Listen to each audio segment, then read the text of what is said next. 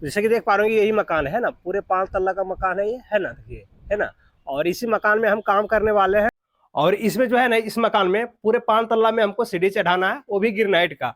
और यहाँ पे हम बस आए हुए हैं, और यहाँ का टाइल्स टोटल जो है फ्लोरिंग का लग चुका है। और मैं आपको अंदर जाके दिखाता हूँ कि किस ढंग से हम टाइल्स लगाए हैं, और अभी हम क्या काम करने वाले हैं और कैसे काम करेंगे वो भी आपको दिखाएंगे, ठीक है। बेसमेंट है, नीचे का पोर्शन है, और नीचे का फ्लोर ये है। उसके बाद जो है जैसे देख पा रहे हो ये टाइल्स वगैरह सब यहाँ पे रखा हुआ था, थोड़ा बहुत बचा हुआ है टाइल्स यहाँ पे, है ना।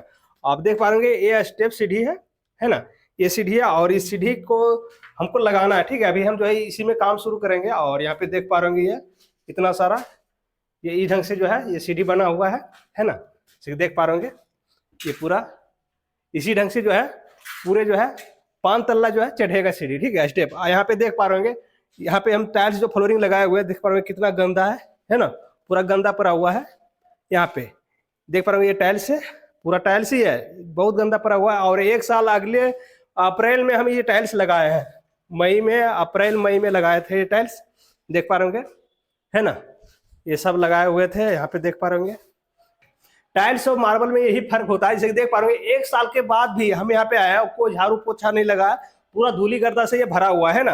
अब हम इसको साफ करके आपको दिखाते हैं, देखिए इस ढंग से, देखिए देखिए, है ना, देखिए देखिए, बिल्कुल जो के तो चमक है, इसमें कोई दिक्कत नहीं है, कोई दाग धब्बा नहीं है।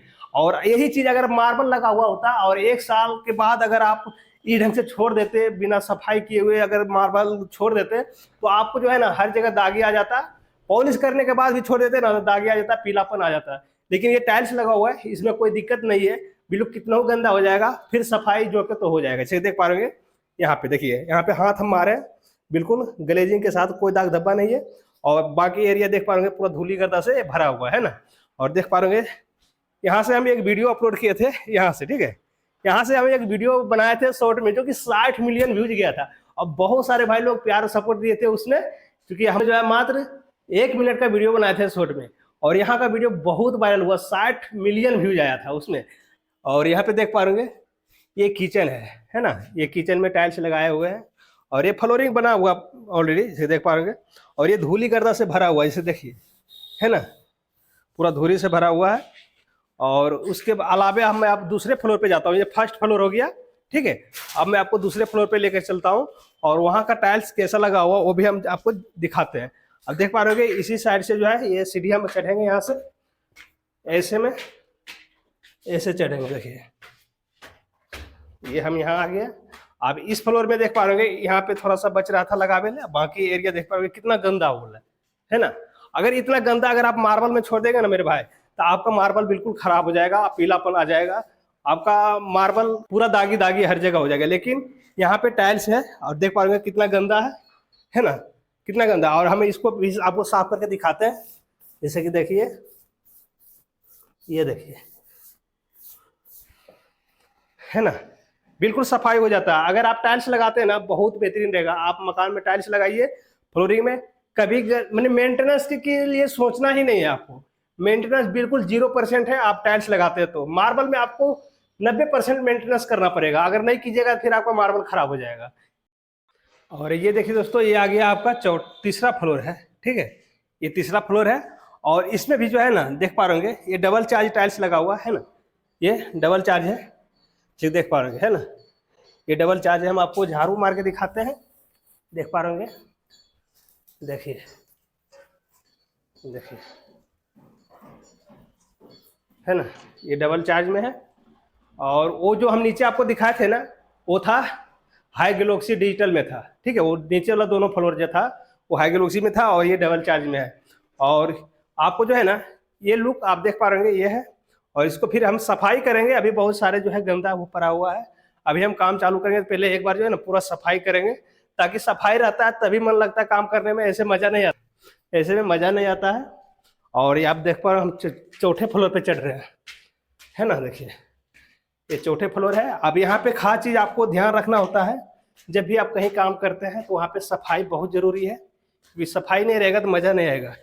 और यहाँ पर भी देख पा रहे होंगे ये सेम डिजाइन है, नक्शा सेम है, यहाँ पे भी देख पा रहे होंगे ये डबल चार्ज ही लगा हुआ है ना, देखिए ये डीप में है, है ना। देखिए ये डीप में बना हुआ है ना, पूरा लगा हुआ है, स्टार्टिंग वगैरह सब। फ्लोरिंग का काम जो है ना फिनिश हम यहाँ पे कर दिए थे, क्योंकि यहाँ पे फ्लोरिंग का काम हो गया था। बस यहाँ पे बच रहा है, ये किचन बच रहा है दीवार लगाने के लिए, है ना। देखिए ये किचन का दीवार लगाने के लिए बच रहा है, और ये स्लैब वगैरह ऑलरेडी हम लगा चुके हैं। अभी दीवार बच रहा है, दीवार लगाएंगे। और ये बाथरूम का जो है ना फ्लोरिंग लगाएंगे, जैसे देख पा रहे होंगे यहाँ पे, है ना। ये बाथरूम है, इसका फ्लोरिंग लगाएंगे। और ये दीवार, इसमें हम बहुत सारे वीडियो आपको दिखाए थे, क्योंकि पूरा में बाथरूम का काम दीवार का हो गया था, ये फ्लोरिंग का बच रहा था। बहुत सारे भाई लोग कंफ्यूज रहते हैं कि हम मार्बल लगाएं या टाइल्स लगाएं, तो मैं आपको बेहतरीन बताया हूँ कि अगर आप फ्लोरिंग में टाइल्स लगाते हैं तो आपको मेंटेनेंस 0% के लिए सोचना नहीं पड़ेगा। बहुत ही आसानी से आप मेंटेनेंस कर सकते हो। अगर सप्ताह में एक दिन भी सफाई करते हैं तो आपका टाइल्स का ग्लेजिंग सेम रहेगा, उसमें गड़बड़ नहीं होगा। आप देखिए हम 5वें तल्ले पे आ गए हैं, देखिए, है ना। ये मेरा 5वें तल्ले है, देख पा रहे हैं। और एक रूम यहाँ पे है, और ये रूम हम लगा चुके हैं। अब कितना गंदा पड़ा हुआ है, क्योंकि अगर आप लगातार काम नहीं होता ना तो ऐसे ही होता है। क्योंकि 1 साल के बाद हम यहाँ पे आए हुए हैं, और 1 साल में देख पा रहे हैं कितना गर्दा हो, धूरी सब भर गया सगर। और ये बाथरूम रह गया, ये बाथरूम भी लगाना है। तो फिलहाल हम जैसा देख पा रहे हैं पहाड़ है, इधर हम राजगीर में आए हुए हैं और यहीं पे काम करने वाले हैं। ठीक है, यहाँ पे बराबर मेरा काम चलते रहता है, क्योंकि साल में एक बार जो है 2-3 महीना हम राजगीर में आके काम कर ही लेते हैं। और यहाँ से राजगीर से बिहार शरीफ की दूरी लगभग वही 20 किलोमीटर के लगभग है, 20-22 किलोमीटर है। तो इतना कवर कर लेते हैं, या तो शेखपुरा भी कवर कर लेते हैं, नवादा भी कवर कर लेते हैं।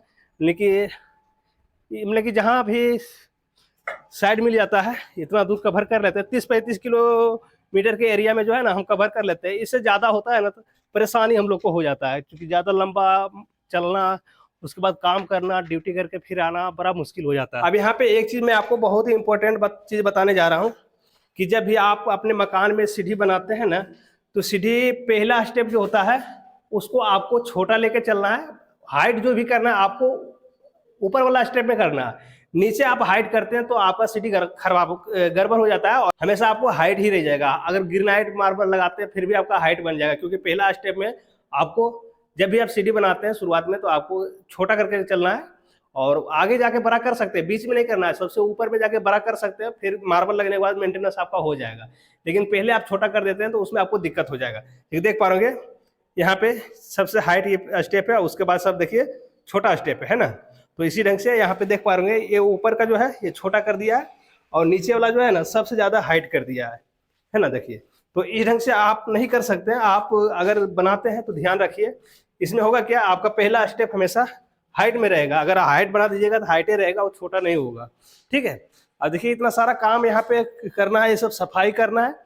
और ये सब सफाई होने के बाद जो है ना काम करने में मन लगेगा, ऐसे मन नहीं लग रहा क्योंकि धूरी गर्दा से भरा हुआ है। तो आगे का काम मेरा रहेगा, सीढ़ी का स्टेप कटिंग करेंगे, और किस ढंग से हम नापी लेते हैं, किस ढंग से हम कटिंग करते हैं, नापी कैसे रखना चाहिए, किस ढंग से सीढ़ी बनाना चाहिए, वो भी आपको देखने को मिलेगा। क्योंकि अगर आप सही से अपने मकान में काम नहीं कराते हैं, खूबसूरती होना चाहिए, किस ढंग से बनना चाहिए, कैसे लगना चाहिए, क्या सही रहेगा, क्या आपके बाद जब काम शुरू करते हैं तो थोड़ा सा अजीब ढंग के लगता है, लेकिन करना है। देखिए किस ढंग से हम लोग करते हैं, वो सारा कुछ आपको हम यहाँ से अपडेट देते रहेंगे, और आपको दिखाते रहेंगे कहाँ पर किस ढंग से हम काम कर रहे हैं और कैसा काम मेरा हो रहा। पूरा फिनिशिंग आपको दिखाएंगे, क्योंकि पत्थर लेके आ रहे हैं। अब देखिए कितना हार्ड वर्क है और कितना मेहनत लगता है इसमें, और कितना वजन होता है और किस ढंग से लाते हैं। सो देखिए ये भी एक कला है मेरे दोस्त, ये नहीं कि जैसे कि देख पा रहे होंगे, ये देखिए कल देखिए एकदम कंधा पे लेके आ रहा है, जिनकी 119 भी इंची लंबा है और जो है 38 इंची चौड़ा है। और देख पा रहे हो कैसे लेकर आ रहे हैं, है ना। बाप रे बाप, अब हमको यहाँ पे पकड़ना पड़ेगा दोस्तों। कितना टफ है, जैसे देख पा रहे कितना लंबा पीस है ना, देख पा रहे। और इतना लंबा पीस जो है 2 आदमी मिल के ला रहे हैं अंकल,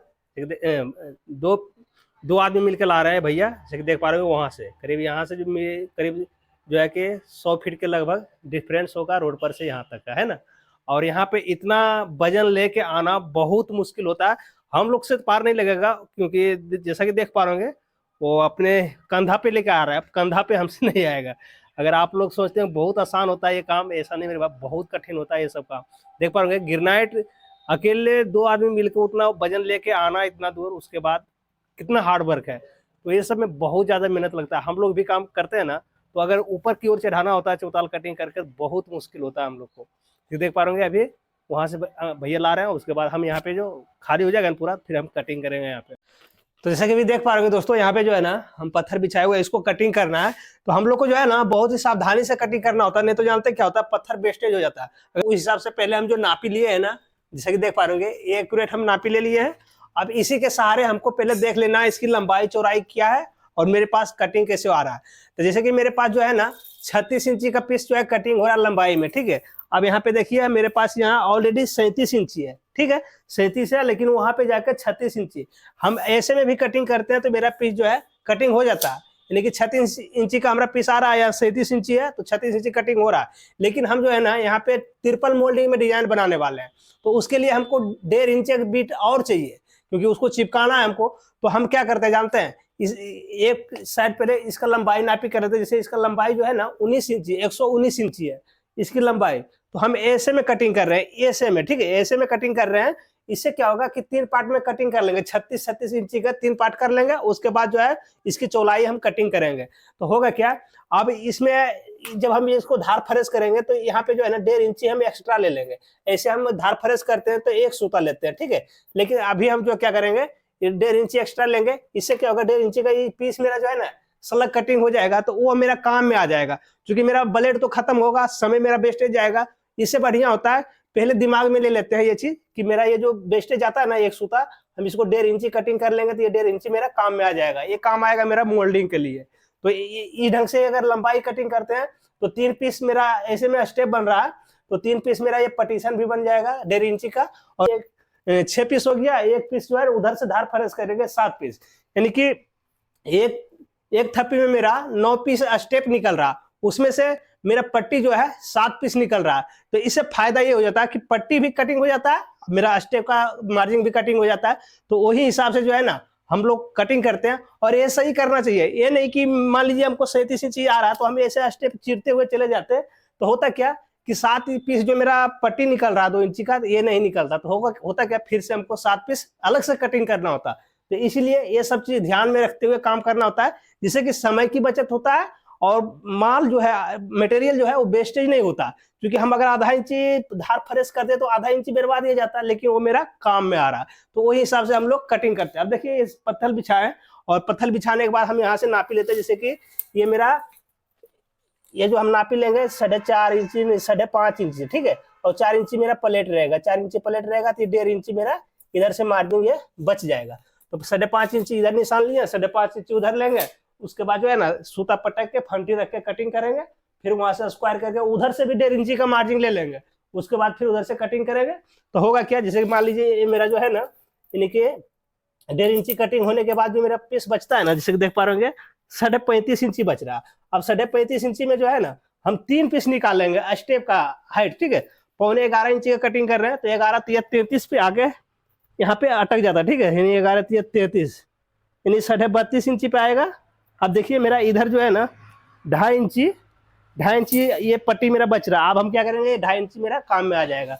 तो यही हिसाब से हम लोग कटिंग करते हैं। तो देखिए इतना सारा पीस कटिंग करते हैं, और उसके बाद फिर मैं आपको फाइनल दिखाता हूँ कि मेरा पीस कितना कटिंग हुआ है, ठीक है। तो फाइनल दोस्तों आज का काम जो है ना मेरा कंप्लीट हो गया। जैसे कि देख पा रहे होंगे ऑलरेडी हम पूरा पीस जितना था कटिंग करने का, करीब 45 पीस के लगभग जो है कटिंग किए हैं, ठीक है। और इतना सारा पीस अभी कटिंग करना बाकी है, क्योंकि देख पा रहे हो इतना ये इधर है, और यहाँ पे एक पीस धार फरेस कर लिए, इसको भी कटिंग करेंगे अब कल, क्योंकि और इतना सारा पीस अभी और कटिंग करना, यानी कि इतना सारा पीस जो है आज कटिंग किए जो मैंने आपको दिखाया था, और बाकी फिर अगले दिन करेंगे। तो आज के लिए इतना ही, फिर मिलते हैं अगले वीडियो में। जब तक के लिए थैंक यू दोस्तों।